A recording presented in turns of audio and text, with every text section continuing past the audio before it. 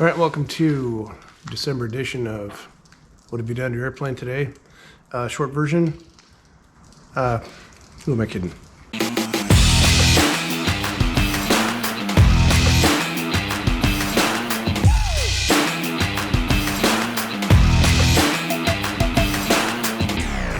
If you're a regular viewer, you know that I get 2 weeks a month to work on the airplane and do everything else that I need to get done in my life. After a few days of relaxing at home, I went and grabbed what is going to be the start of my next project, not airplane related. I picked up a Mercedes Sprinter van in Kentucky, drove it home 2,300 miles in 3 days. Crazy road trip. Okay, what you're looking at is... Anyway, none of you care about that. Let's talk about airplanes. So it is 38 degrees right now, so of course I'm doing Vortex.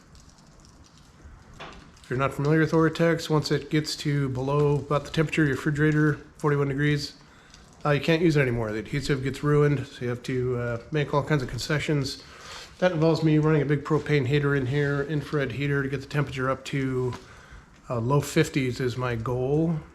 Getting it that warm enabled me to finally attack correctly this time that transition from the aft fuselage up into the vertical fin. I'll show you just a minute. And then the vertical fin itself. So I want to say, officially done with Vortex, other than trim tapes. And with those pieces covered, it allowed me to install the tail. So let's go take a look. Okay, one of the things I did was use some fake carbon fiber on my center console. This has my Ray Allen trim indicator, and then the regular rocker switch. This is not like your typical shelf paper with a picture of carbon fiber. This is actual woven stuff. I had some on my Triumph motorcycle a long time ago. It'll fake out even a tooling expert. It is probably kind of humorous that I have some fake carbon, and yet I'm going to paint the real stuff. What do you do? Anyway, it came out pretty good. It's just a stretch film. After doing Vortex, this stuff is ridiculously easy to put on. And then I'm pretty sure I showed the floor of this baggage compartment on my last episode. If I didn't, apologies, but I got the whole baggage compartment installed. And I have to stop here because in the middle of editing this video, and I realized I'm starting to make reference to a previous episode, and there was no previous episode. And the reason was I didn't have any video camera with me, didn't have the time to take any with my phone.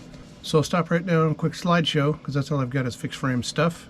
Wingtips, the baggage compartment floor, got the transponder antenna with the ground plane sticking out the bottom. I did those triangle windows that are in the aft part of the cabin. The comm antenna on top of the fuselage, and that might be it. I think I'm missing one. Anyway, I'll throw the pictures up here. Wingtips, I have the Horner style wingtips. Kind of like the way they look. If you look up Horner, he was a World War II German aerodynamicist. I don't think any of those guys are idiots. They increase the effective wingspan without adding induced drag. Pretty cool feature. And that's assuming they fit the design criteria that Horner established. I don't know if the Kitfox wingtips do that or not, but they look nice. The only thing I don't like about them is that the basic shell weighs 3.75 pounds each. I think that's about double what they should weigh, but I'm not gonna splash them and make new tips at this point. Anyway, the challenges of the wingtips were mounting the Watt, the Whelen tip lights. They're nav lights, position lights, and strobes all in one. And there are no provisions on the wingtips to mount them. I've seen the optional fiberglass, might be plastic, I'm not sure, feature you glue on, screw on, I'm not sure. Anyway, it looked pretty large. I've seen some other adaptations where they just look too big. So what I did, I traced the Whelen lights on a thin piece of aluminum, cut it out, drilled the holes to match the hole pattern. I figured out where I wanted them. I sanded a flat spot, and then using high sol, I bonded the aluminum directly to the fiberglass wingtip. And then when that had cured, I came back and backfilled with more high sol. And then to finish it off, I used superfill. One of the wingtips, it had quite a bit of a sawtooth edge on it from the top and bottom half of the mold. So I took care of that also. And when I thought it was pretty close, I hit it with some primer, which tends to, I call it spandex, makes all the flaws come out. And it actually looked pretty good. I still have a bunch more work to do on them, but they'll be okay. A long time ago, I thought the baggage compartment floor was too heavy. It is that thick balsa core, fiberglass sheets on both top and bottom. It's rated for 150 pounds. I had a piece of carbon fiber with foam core made, and it was super light, but it was also very flexible. So not only would it seem kind of sketchy at 150 pounds, unless I loaded one up and broke it, I would have no way of knowing that it was actually good enough for that kind of loads. And I will refer to it a couple times in this episode, and maybe in some other ones. My CG is, I'm not nose heavy, I'm towards the forward end of the CG, but allows me to bring back some features like the lift struts on the horizontal stabilizer, go with the full weight baggage compartment. Of course, that's real close to the CG, so I'm not getting much effect from that.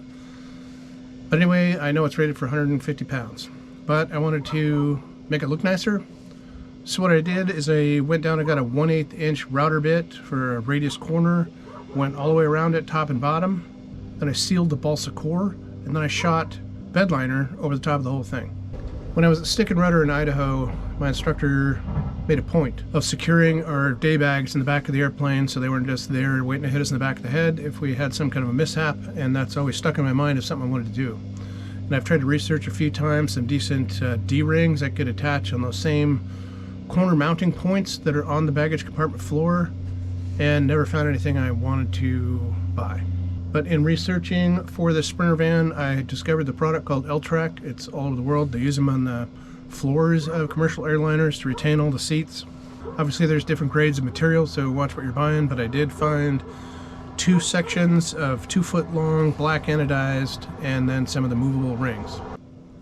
And then one of the things about the Series 5, which you can't tell from the outside looking at one, but when you see the baggage compartment floor, it has a cutout at the back for that long one-piece elevator push-pull tube to clearance for that. And so they provide a fiberglass shell cover, which I also shot with bed liner and then attached it with screws. On those triangle-shaped windows in the aft cabin, I used some thin VHB, and I got it to stick down really well. It's one of those things I don't want to have it pop out at an inconvenient moment, so I am going to back it up with some screws. I'll do that later on. This is the largest baggage compartment you can put in a Series 5 because there is a diagonal frame brace right behind that aft bulkhead. There's the L-Track, and then of course that unique feature to clear the elevator push-pull tube. The baggage compartment kind of leaves a little bit of room for invention. I have some aluminum angle, which it will rivet here, attach here with an Adele clamp, and then it'll just have a Velcro shelf that this sticks to. And I have to copy my friend Geek and make some little triangle plates for right here for the headset jacks. Way to go. Full disclosure, where I put the fire extinguisher, looked great. That handle rides hard on one of the fuselage braces right there, so I'm going to end up moving the whole thing aft about a ½ inch. So then there's this part, this transition here, super difficult. I arrogantly last month tried to do this whole thing in one piece of fabric when all along what I was going to do was one piece of fabric, another piece of fabric, have them wrap around this tube, and then run this with the seam pointed backwards. Well, because this ended in disaster, I cut the fabric and wrapped it on the tube, and now I ended up with a forward-facing seam. I already have a way forward out of that. This stuff stretched the limits of Oratex, or at least my skill set with Oratex. It's just barely tight enough. You can actually see I got to tighten that one up just a little bit more.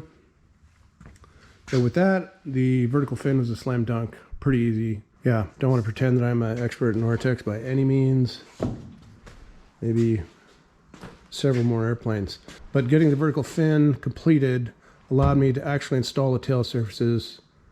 I'm hoping for the last time. This is the rear pivot point of the horizontal stabilizer. If you're not familiar, this forward edge is what goes up and down for stabilizer trim. I could never get a bolt through there. It turned out because it hadn't been reamed. So ran a reamer through it. This time bolt slipped right in, no problem. Hooked up the stabilizer jack screw, and all those fasteners are in for good. I still have to install the trim position sensor, which goes to that Ray Allen indicator up front.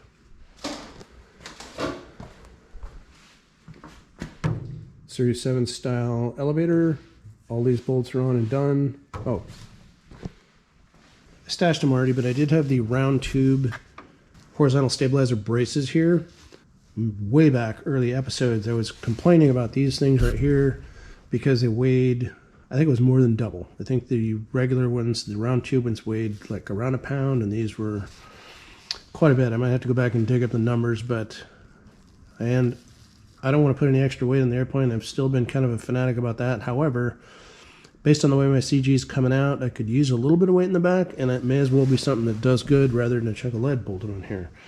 So this time I put on the aero braces. I had to adjust them based on the length of the ones that were on here before, and based on some of the discussion on the forums and on Facebook about stabilizer vibration, I put a little bit of preload in these, so they're nice and snug. The rudder, I'd like to tell you it's installed. It's not. Right now I have it pinned in place.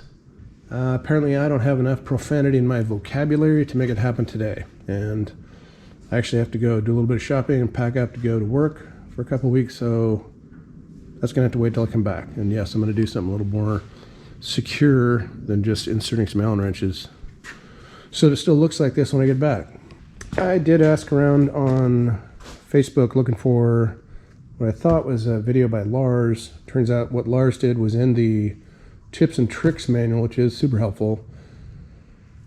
And then turns out there is a video by Harlan, who, Farm Fox I guess, who did that trick right here where you strip the adhesive off of the seam tape and use the regular hot melt adhesive, and then you make these masking templates out of cardboard so that it doesn't pop loose, and then you hit it with all kinds of heat.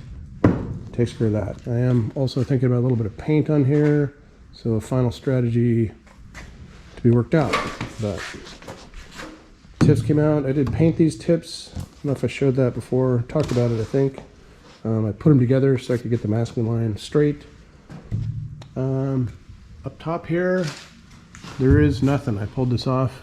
There's some trim tape on top of the rudder, but not on top of the vertical fin. I managed to pull that off, kind of. If you stand back 5 feet, it looks great. And then this is edge tape. And there is a trick to edge tape. A lot of people don't have a very high opinion. I've got it all over this airplane. It hasn't peeled loose. Of course, I haven't flown it, but I think the issue is that you get to start over with your learning curve. You can't treat it with the same methods and temperatures that you use to put on the Ortex 6000 with the hot melt adhesive on your primary structure. This stuff is tack it down at 90 C and then come back at 120, not higher than that. And then you have to hold a lot of duration and just really rub it in. And doing that, I've had, again, haven't flown it yet. Maybe the first time I land, I'll have a bunch of streamer tape behind me, but got that to stick down pretty good. Obviously, gaping hole. I need to whip out the sheet metal shrouds. And the ones I have were left off by a previous builder. They are all marked up as far as like, oops, need a 1/4 inch here, trim this off. But it'll be a good place to start. I'll get some fresh sheet metal and I'll create those and paint them. What else do I have to paint? I have to paint my flaperons, my boot cowl, sadly, wingtips, which I showed last episode, and it has some other little parts. So yeah, I need to get the counterweights for the flaperons, whether I paint those or have them powder coated up in the air. Nice little rainbow. I haven't done one in a long time, but I'm going to finish this episode with a 30 seconds Alaska. This doesn't count. Some of this footage I've been sitting on for a while. Some of it is still pictures which I've taken recently. It's cold, but it is beautiful. So thanks for watching. See you next time.